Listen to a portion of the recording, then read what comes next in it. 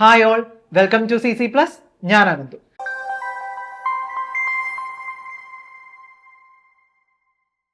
ഞാൻ ഇന്ന് വന്നിരിക്കുന്നത് എല്ലാവരും LSSന്റെ GK ക്വസ്റ്റ്യൻസ് ഒക്കെ കഴിഞ്ഞ പ്രാവശ്യം നമ്മൾ എല്ലാം നല്ല ഓർഡറിലായി 10ഉം 15ഉം ക്വസ്റ്റ്യൻസ് പഠിച്ചു അല്ലേ.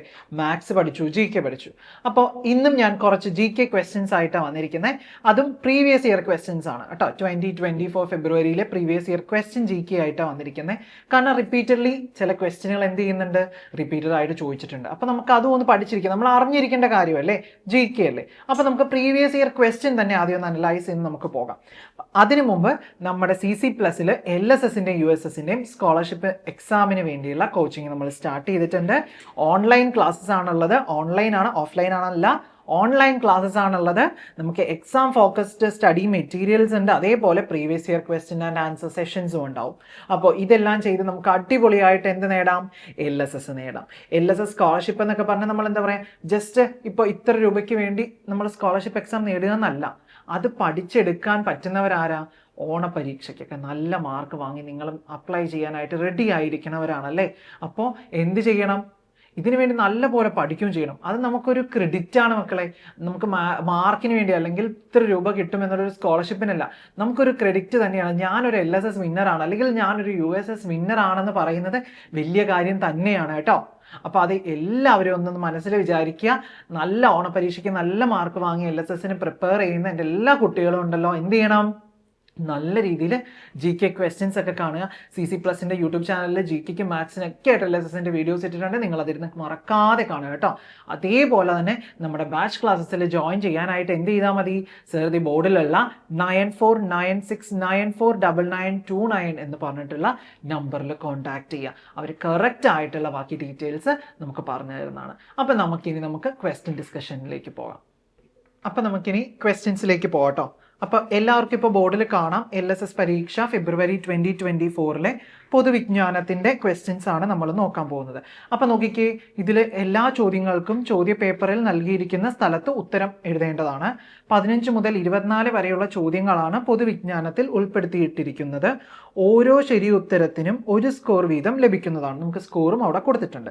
ഇനി നോക്കിക്കേ, ഇന്ത്യയിലെ കേന്ദ്രഭരണ പ്രദേശങ്ങളിൽ ഉൾപ്പെടാത്തത് ഏത്, അതാണ് ചോദ്യം. നമ്മൾ ഇത്തരം ക്വസ്റ്റ്യൻസ് പഠിക്കാൻ പോവാണ് കേട്ടോ. കാണാതെ തന്നെ അങ്ങ് മനസ്സിലങ്ങ് പഠിച്ചങ്ങ് വെച്ചു. ഇന്ത്യയിലെ കേന്ദ്രഭരണ പ്രദേശങ്ങളിൽ ഉൾപ്പെടാത്തത് ഏത്? ചണ്ഡീഗഡ്, പഞ്ചാബ്, ലക്ഷദ്വീപ്, പുതുച്ചേരി. ചണ്ഡീഗഡ് ഉണ്ട്, ലക്ഷദ്വീപ് ഉണ്ട്, പഞ്ചാബ് ഉണ്ട്, പുതുച്ചേരി ഉണ്ട്. അപ്പം ഏതാണ് നമുക്ക് ആൻസർ വരുന്നത്? ഇന്ത്യയിലെ കേന്ദ്രഭരണ പ്രദേശങ്ങളിൽ ഉൾപ്പെടാത്തത് ഏത്? ഉൾപ്പെടാത്തതാണ്, ഇൻക്ലൂഡ് ചെയ്യില്ലാത്തത് ഏതാണ് എന്നതാണ് ചോദ്യം. ഏതാണ് ആൻസർ? നമ്മുടെ ആൻസർ ഓപ്ഷൻ സി ആണ്, പഞ്ചാബ്. പഞ്ചാബ്. നിങ്ങൾ ഇവിടെ വേണം ആൻസർ എഴുതാൻ. ടിക്ക് ചെയ്യുകയല്ല ചെയ്യേണ്ടേ, ഉത്തരം അവിടെ തന്നെ എഴുതണം. ഇപ്പോഴേ ഒരു ട്രെയിനിങ് ആയിട്ട് കൂട്ടിക്കോ, ഉത്തരം എവിടെ തന്നെ എഴുതണം, ആ പേപ്പറിൽ തന്നെ എഴുതണം കേട്ടോ. പഞ്ചാബ്. അപ്പം നോക്കിക്കേ, ഇന്ത്യയിലെ കേന്ദ്രഭരണ പ്രദേശങ്ങളിൽ ഉൾപ്പെടാത്തത് ഏത് എന്ന് ഈ 4 ഓപ്ഷൻസിൽ ചോദിച്ചിരിക്കുന്നതിൽ ഒരാളാണ് നമുക്ക് ആൻസർ ആയിട്ട് വരുന്ന ആരാ, പഞ്ചാബാണ് ഉൾപ്പെടാത്തത് കേട്ടോ. ഓക്കെ, ഇനി നമുക്ക് രണ്ടാമത്തെ ക്വസ്റ്റ്യനിലേക്ക് പോകാം. 16ാമത്തെ ക്വസ്റ്റ്യൻ ആയിട്ട് കൊടുത്തിരിക്കുന്നത്, ജീവിതം ഒരു പെൻഡുലം എന്ന കൃതിക്ക് 2023 വയലാർ അവാർഡ് ലഭിച്ച എഴുത്തുകാരൻ ആര്? ജീവിതം ഒരു പെൻഡുലം. ഓർത്തു വെച്ചു, ജീവിതം ഒരു പെൻഡുലം എന്ന കൃതിക്ക് 2023 എന്ത് അവാർഡ് കിട്ടുന്നത്? വയലാർ അവാർഡ് ലഭിക്കുന്നത്. ആ എഴുത്തുകാരൻ ആര്? ജീവിതം ഒരു പെൻഡുലം. ആരുടെ കൃതിയാണ്? നോക്കോളൂ, ശ്രീകുമാരൻ തമ്പി. ശ്രീകുമാരൻ തമ്പി. ശ്രീകുമാരൻ തമ്പിയുടെ കൃതിയാണ് എന്ത്?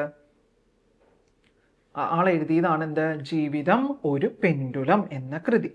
ശ്രീകുമാരൻ തമ്പി. ജീവിതം ഒരു പെൻഡുലം എന്ന കൃതി ആരുടെയാണ്? ശ്രീകുമാരൻ തമ്പി. ഓക്കെ, അടുത്ത ക്വസ്റ്റ്യൻ, ദാരിദ്ര്യ നിർമ്മാർജ്ജനത്തിനും സ്ത്രീ ശാക്തീകരണത്തിനുമായി കേരള സർക്കാർ നടപ്പിലാക്കിയ ഏത് പദ്ധതിയുടെ ലോഗോയാണ് ചുവടെ നൽകിയിരിക്കുന്നത്? ഈ ഒരു ലോഗോ ഏത് പദ്ധതിയുടെയാണ്, ഏത് പ്രോഗ്രാമിൻ്റെ ലോഗോയാണ് ഇതെന്നാണ് ചോദിച്ചിരിക്കുന്നത്. ഇപ്പം മിക്ക പേരൻസും എവിടെയൊക്കെ പോകുന്നത് നിങ്ങൾ കാണുന്നുണ്ട്, മിക്ക ആൾക്കാരും പറയുന്നില്ലേ സാറ്റർഡേ സൺഡേസ് ഒക്കെ ആയി കഴിഞ്ഞാൽ സംഘത്തിന് പോവാണ്, കുടുംബശ്രീക്ക് പോവാണ് എന്നൊക്കെ പറയണ കേട്ടിട്ടുണ്ടല്ലേ. അപ്പോൾ ഇത് ഏതിൻ്റെ സിമ്പലാണ്?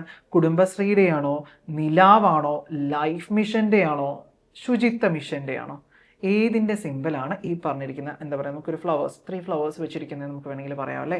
അപ്പോൾ ദാരിദ്ര്യ നിർമ്മാർജ്ജനത്തിനും സ്ത്രീ ശാക്തീകരണത്തിനുമായി കേരള സർക്കാർ നടപ്പിലാക്കിയ ഏത് പദ്ധതിയുടെ ലോഗോയാണ് ചുവടെ നൽകിയിരിക്കുന്നത്?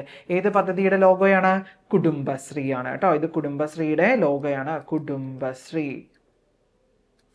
കുടുംബശ്രീയുടെ ലോഗോയാണ് ഈ പറഞ്ഞിരിക്കുന്നത്. മറന്നു പോകരുത് കേട്ടോ, കുടുംബശ്രീയുടെ ലോഗോയാണ് നമുക്കിത്.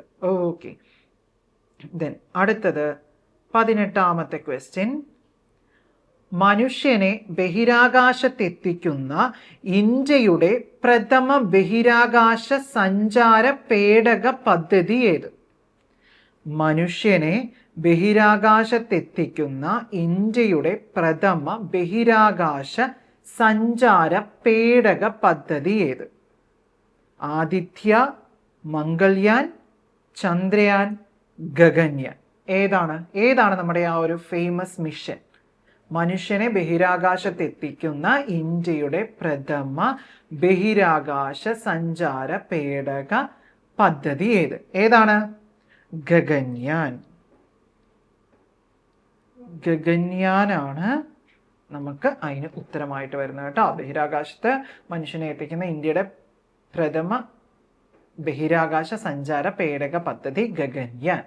ഓക്കെ, അതിൻ്റെ ഒത്തിരി അപ്ഡേറ്റ്സ് നമുക്ക് കിട്ടിയിട്ടുണ്ട്. നമുക്ക് പതിയെ നോക്കാം കേട്ടോ. ഇനി അടുത്ത ക്വസ്റ്റ്യൻ. ക്ലാസിക്കൽ നൃത്തരൂപമായ ഭരതനാട്യം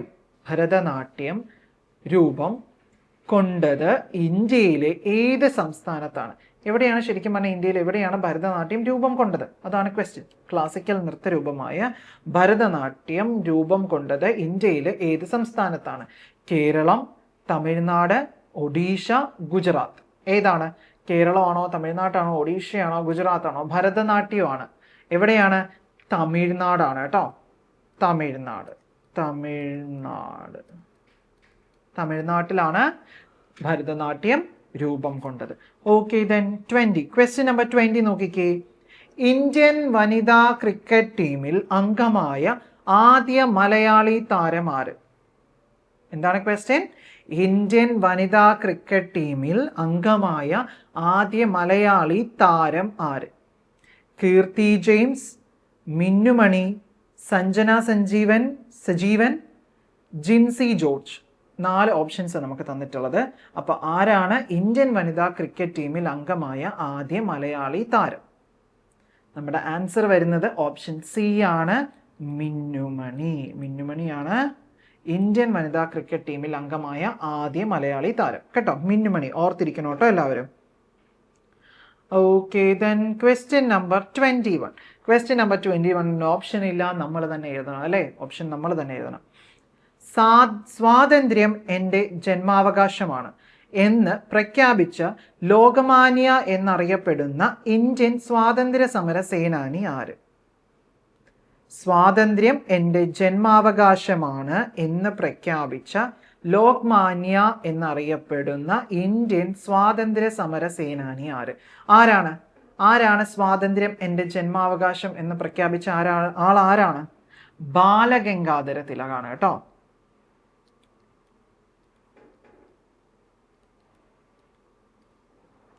ബാലഗംഗാധര തിലക്. സ്വാതന്ത്ര്യം എൻ്റെ ജന്മാവകാശമാണ് എന്ന് പ്രഖ്യാപിച്ച ആള്, ഇന്ത്യൻ സ്വാതന്ത്ര്യ സമര സേനാനി ആരാണ്? ബാലഗംഗാധര തിലക് കേട്ടോ. ബാലഗംഗാധര തിലക്. നമുക്കിനി അടുത്തതിനകത്തേക്ക് പോവാം. അടുത്തത് ക്വസ്റ്റ്യൻ നമ്പർ 22. ഇന്ത്യയിൽ ശിശുദിനമായി ആഘോഷിക്കുന്നത് ആരുടെ ജന്മദിനമാണ്? ആരുടെ ജന്മദിനമാണ് ശിശുദിനം? ചിൽഡ്രൻസ് ഡേ ആയിട്ട് എല്ലാവർക്കും അറിയാവുന്ന കാര്യമാണ് അല്ലേ. ആരുടെയാണ്? ജവഹർലാൽ നെഹ്റു.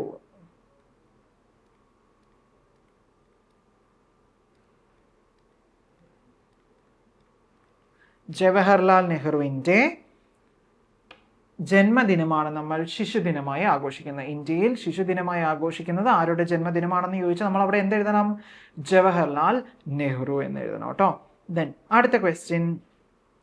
ജനുവരി 2024 കൊല്ലത്ത് വെച്ച് നടന്ന കേരള സംസ്ഥാന സ്കൂൾ കലോത്സവത്തിൽ ഓവറോൾ ചാമ്പ്യൻഷിപ്പ് നേടി സ്വർണ്ണ കപ്പ് കരസ്ഥമാക്കിയ ജില്ല ഏത്? നമുക്കിനി ഈ പ്രാവശ്യത്തെ ആയിരിക്കും വരുന്നത്. മിക്കവാറും ഇങ്ങനത്തെ ഒരു ക്വസ്റ്റ്യൻ നമുക്ക് പ്രതീക്ഷിക്കാം. 2024 ചോദിക്കുമ്പോൾ നമ്മൾ പറയുന്ന ഉത്തരം ആ സമയത്ത് സ്വർണ്ണ കപ്പ് നേടിയ ജില്ല അല്ലേ, ജില്ല ഏതാണെന്നാണ് ചോദിച്ചിരിക്കുന്നത്. എന്ത്? കൊല്ലത്ത് വെച്ച് നടന്ന കേരള സംസ്ഥാന സ്കൂൾ കലോത്സവത്തിൽ സ്വർണ്ണ കപ്പ് നേടിയ ജില്ല ഏത് എന്ന് ചോദിച്ചാൽ അത് കണ്ണൂരാണ് കേട്ടോ. കണ്ണൂർ ജില്ലയ്ക്കാണ് ആ ഒരു സ്വർണ്ണ കപ്പ് സമ്മാനമായിട്ട് നമുക്ക് ലഭിച്ചിട്ടുള്ളത്. Okay, question number 24. ഇന്ത്യയിലെ ഹരിത വിപ്ലവത്തിൻ്റെ പിതാവ് എന്നറിയപ്പെടുന്ന കൃഷി ശാസ്ത്രജ്ഞനാര്? ഇന്ത്യയിലെ ഹരിത വിപ്ലവത്തിൻ്റെ പിതാവ് എന്നറിയപ്പെടുന്ന ആള്, ഹരിത വിപ്ലവത്തിൻ്റെ പിതാവ് എന്നറിയപ്പെടുന്ന കൃഷി ശാസ്ത്രജ്ഞൻ ആര്? ഉത്തരം എന്താണ്? M S Swaminathan. M S സ്വാമിനാഥനാണ് ഇന്ത്യയിലെ ഹരിത വിപ്ലവത്തിൻ്റെ പിതാവ് എന്നറിയപ്പെടുന്ന കൃഷി ശാസ്ത്രജ്ഞൻ. ഓക്കെ, ഹരിത വിപ്ലവത്തിൻ്റെ പിതാവ് എന്നറിയപ്പെടുന്ന കൃഷി ശാസ്ത്രജ്ഞനാണ് എം എസ് സ്വാമിനാഥൻ. ഓക്കെ, അപ്പോൾ ഈ ഇത്രയും ക്വസ്റ്റ്യൻസ് നിങ്ങൾ പഠിച്ചോ? നമ്മൾ പഠിച്ചു. എന്തൊക്കെ പഠിച്ചു? കലോത്സവത്തിൻ്റെ കാര്യം പറഞ്ഞു. സ്കൂൾ കലോത്സവത്തിൻ്റെ കണ്ണൂർ 2024 ജവഹർലാൽ നെഹ്റുവിൻ്റെ ശിശുദിനമായിട്ട് ആഘോഷിക്കുന്ന ആരുടെ ജന്മദിനമാണ്? ജവഹർലാൽ നെഹ്റുവിൻ്റെ പഠിച്ചു. സ്വാതന്ത്ര്യം എൻ്റെ ജന്മാവകാശമാണെന്ന് പ്രഖ്യാപിച്ചത് ബാലഗംഗാധര തിലക്. അതേപോലെ തന്നെ ഇന്ത്യൻ വനിതാ ക്രിക്കറ്റ് ടീമിൽ അംഗമായ ആദ്യ മലയാളി താരം മിന്നുമണി.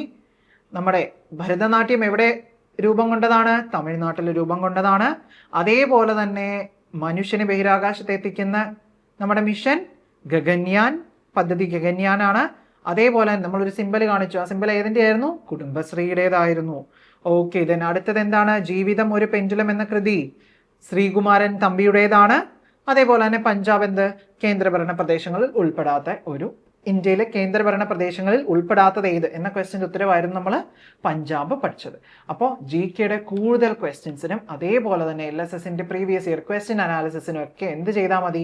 നമ്മുടെ CC+ൻ്റെ ആപ്പ് ഒന്ന് ഫോളോ ചെയ്താൽ മതി. CC+ ആപ്പ് ഡൗൺലോഡ് ചെയ്യാത്തവർ എന്ത് ചെയ്യുക? ഡൗൺലോഡ് ചെയ്യുക. അതേപോലെ തന്നെ നമ്മുടെ CC+ൻ്റെ യൂട്യൂബ് ചാനൽ സബ്സ്ക്രൈബ് ചെയ്യാത്തവർ സബ്സ്ക്രൈബ് ചെയ്ത് ഫ്രണ്ട്സിനൊക്കെ ഷെയർ ചെയ്യുക. നമ്മുടെ CC+ൻ്റെ ആപ്പിൽ നിങ്ങൾക്ക് ഇതേപോലെ ഒരുപാട് ഇൻഫോർമേറ്റീവ് കണ്ടന്റ്സ് കിട്ടുന്നുണ്ട്. ആപ്പ് ഡൗൺലോഡ് ചെയ്യുക, പ്ലേ സ്റ്റോറിൽ പോവുക, CC+ ട്യൂഷൻ ആപ്പ് ഡൗൺലോഡ് ചെയ്യുക, നിങ്ങൾ അതൊന്ന് യൂസ് ചെയ്യുക, നിങ്ങൾ എല്ലാ ഫ്രണ്ട്സിനും ഷെയർ ചെയ്യുക കേട്ടോ. ഒരുപാട് കണ്ടന്റ്സ് നിങ്ങൾക്ക് അതിൽ കിട്ടും. LSS, USS, നവോദയ, സൈനിക് സ്കൂൾ എല്ലാം നിങ്ങൾക്ക് പഠിക്കാൻ പറ്റുന്നതാണ്. ഓക്കെ, അപ്പം നിങ്ങൾ ഈ വീഡിയോ ആദ്യമായിട്ട് കാണുന്നവരാണെങ്കിൽ നിങ്ങൾ ഫ്രണ്ട്സിന് ഷെയർ ചെയ്യാൻ മറക്കരുത്. സബ്സ്ക്രൈബ് ചെയ്യുകയും ചെയ്യണം. LSSൻ്റെ പുതിയ വീഡിയോസിന് വേണ്ടി നമ്മുടെ ചാനൽ ഒന്ന് സബ്സ്ക്രൈബ് ചെയ്താൽ നിങ്ങൾക്ക് അപ്പോൾ വീഡിയോസ് കിട്ടും കേട്ടോ. അപ്പോൾ അടുത്തൊരു GK അല്ലെങ്കിൽ മാത്സ് വീഡിയോ ആയിട്ട് സാർ വീണ്ടും വരുന്നതാണ്. Stay tune.